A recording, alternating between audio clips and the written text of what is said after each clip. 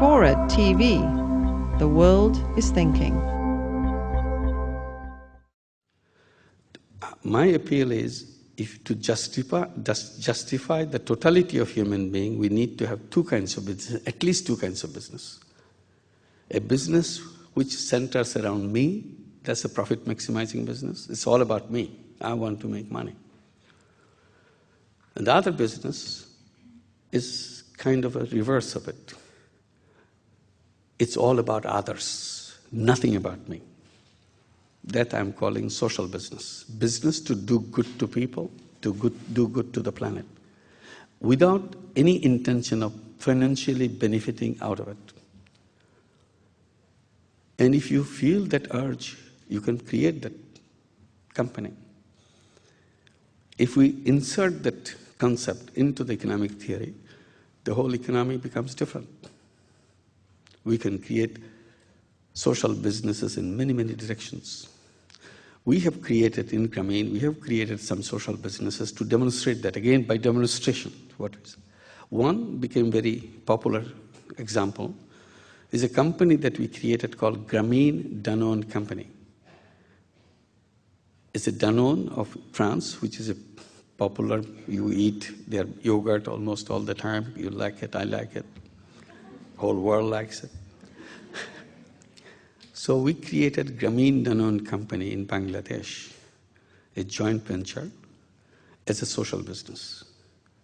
We told Danone, as a social business, you will never get any dividend out of this company. And we will never take any dividend out of this company. But the company will make money, will make profit, profit will stay with the company. As investors, we can take back whatever money we have invested, nothing more than that.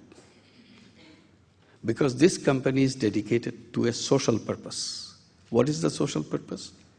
There are millions of malnourished children in Bangladesh, like many other countries, because poor people cannot afford to feed the right kind of diet to their children, so they become malnourished. Whatever micronutrients are missing in those children, we put it into this yogurt. Vitamin, iron, zinc, iodine, whatever. And it becomes a fortified yogurt. And make it very cheap, so that every poor child can afford to buy this. It doesn't cost them anything. And then they will regain the health. The more children regain health, the better successful the company becomes. Because company's bottom line is how many children are coming out of malnutrition. That's the bottom line. Unlike the bottom line of profit maximizing company, what is your return per investment? What is the profit you are making? So you reverse that thing. So in this social business, you don't talk about how much you make, because you don't make anything. That's how you designed it.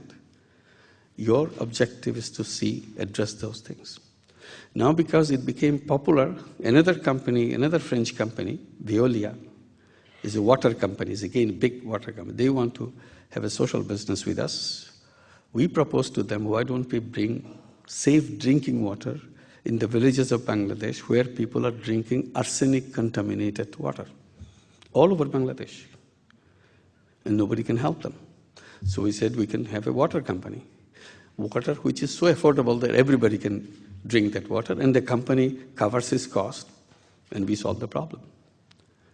So we can address any social problem. Healthcare is a big problem. 47 million people in this country don't have health insurance. And I said this could be an excellent social business to run, because profit maximizing companies don't go there because they will not make that kind of brilliant profit out of it. So they go someplace else. So this would be a good subject for social business.